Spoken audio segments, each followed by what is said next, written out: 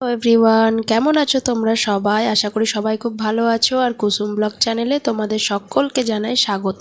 আমরা যখন দুদিনের ছুটিতে কলকাতা ঘুরতে গিয়েছিলাম, তখন প্রথম দিন তো আমরা গিয়েছিলাম ইকো পার্কে, আর পরের দিন আমরা চলে গিয়েছিলাম ভিক্টোরিয়া। গলা শুনে বুঝতেই পারছো একটু শরীরটা খারাপ, তার জন্য ভিডিওটাও আসতে দেরি হয়ে গেল। কোথায় যাচ্ছ সোনা আজকে? বন্ধুর বাড়ি না, আমার ভিক্টোরিয়া। ছেলের ভারী মজা, মানে আগের দিন ননদের ছেলের সঙ্গে খুব খেলা করেছে, তাই ও ভাবছে ওখানেই যাবে ঘুরতে। ওকে বলছি ভিক্টোরিয়া যাব, ও যেতে চাইছে না। আমরা দমদম থেকে মেট্রোতে চলে এসেছিলাম ময়দান স্টেশন, আর স্টেশন থেকে বেরিয়েই বাইরে দেখছি সোডা আর নিম্বু পানি বিক্রি করছে। তো এখানে দাঁড়িয়ে একটু সোডা নিম্বু পানি খেয়ে নিলাম। আর বাইরেটা দেখো, এত রোদ, বাইরে তো বেরোনোই যাচ্ছিল না, এত রোদের টেম্পারেচার। এখন যাচ্ছি আমরা ভিক্টোরিয়া। আমরা স্টেশন থেকে কিছুক্ষণ হেঁটেই তারপর চলে এসেছিলাম ভিক্টোরিয়ার সামনে। আর ভিক্টোরিয়ার সামনে দেখো কত কিছু খাবারের দোকান, আর সামনে হলুদ হলুদ ট্যাক্সি দাঁড়িয়ে। হলুদ ট্যাক্সি তো হচ্ছে কলকাতার একটা ঐতিহ্য। ছোটবেলায় বাবা মায়ের সঙ্গে ভিক্টোরিয়া দেখতে এসেছিলাম, আজও মনে আছে। কি করে যে সময় পেরিয়ে যায় আর কিভাবে যে এত বড় হয়ে গেলাম। সত্যি এটাই তো জীবন, তাই না? 30 টাকা করে টিকিট কেটে নিয়েছিলাম ভিক্টোরিয়াতে এন্ট্রি করার জন্য। আর দেখো বাইরে থেকে তো এত সুন্দর, তো ভিতরে তো আরোই সুন্দর লাগবে। আর এখানে তো বাংলা সিনেমায় অনেক শুটিংও হয়ে থাকে, যার জন্য আমাকে খুবই ভালো লাগছিলো। এখানে কয়েকটা ফটোও তুলে নিয়েছিলাম, আর তারপরেই ভেতরে ঢুকে গিয়েছিলাম।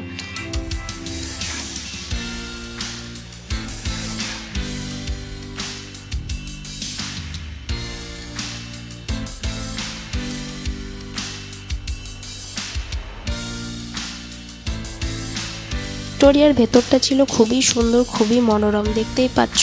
আর এখানে অনেক কিছু রেস্ট্রিকশনও ছিল যেগুলো আমাদেরকে মানতে হবে।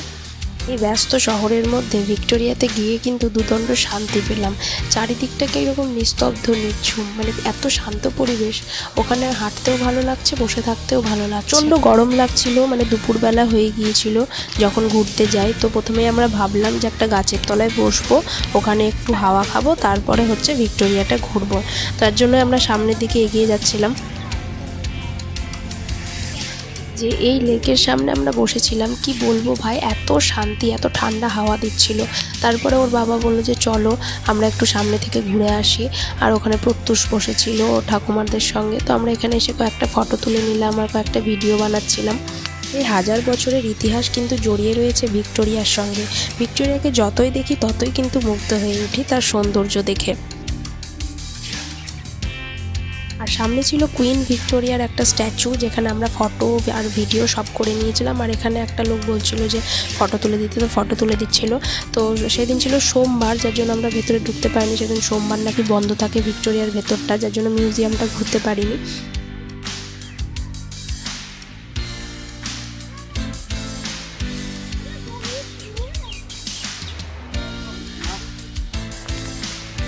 ভিক্টোরিয়া ঘুরতে ঘুরতে অনেক বেলা হয়ে গিয়েছিল, আর এখন পেয়েছিল সবার প্রচণ্ড খিদে। আমার তো যেতে ইচ্ছে করছিল না, তারপরেও আশেপাশে রেস্টুরেন্টগুলো দেখছিলাম যে কোথায় ভালো খাবার পাওয়া যায়। আর বাইরে বেরিয়ে একটা আইসক্রিম নিলাম যে আমি খাবো বলে, ও বাবা, আমার ছেলে কেড়ে খেতে লাগলো। ওর ঠান্ডা লেগে যায়, ঠান্ডা খেলে ওই জন্য একটু কম করেই ঠান্ডা দিই। আর তারপর ক্যাব করে নিয়েছিলাম, আর ও তো বসবেই না, দাঁড়িয়ে দাঁড়িয়ে যাবে।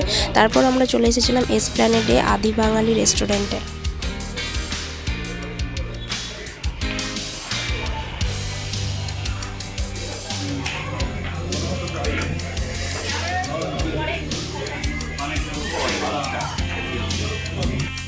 ভেতরে ঢুকে বসতেই দিয়ে দিয়েছিল 1 বোতল করে জল, আর দিয়ে দিয়েছিল মেনু কার্ড। তো আমরা মেনু দেখছিলাম যে কি কি খাবার খাওয়া যায়।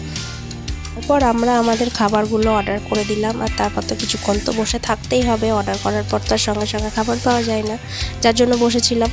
আর এখানে পাওয়া যায় অথেন্টিক বেঙ্গলি খাবার, আর খাবারগুলোও ছিল অসাধারণ সুন্দর আর প্রচণ্ড টেস্টফুল খাবার। প্রত্যেকটা আইটেমই ছিল খুবই ভালো। কিছুক্ষণ বসে আমরা সবাই মিলে গল্প করছিলাম, আর তারপরেই চলে এলো আমাদের খাবার।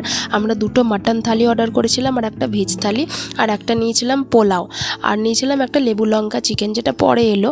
আর প্রত্যেকটা আইটেমই ছিল খুব সুন্দর। আর এখানে ভেজের মধ্যে ছিল তোমার শুক্তো, ডাল, আমের চাটনি, আর হচ্ছে আলু ভাজা।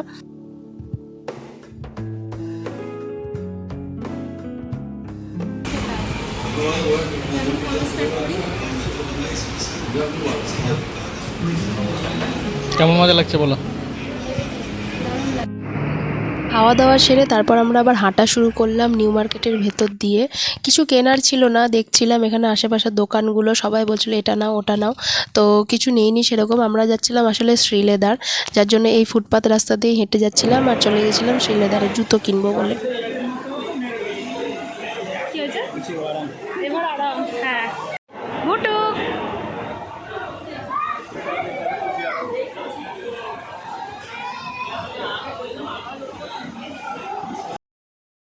শ্রীলেদারের জুতো আসলে নেওয়ার ছিল আমার হাজব্যান্ডের, কারণ ওর জুতো এখানেই বেশি ভালো লাগে নিতে।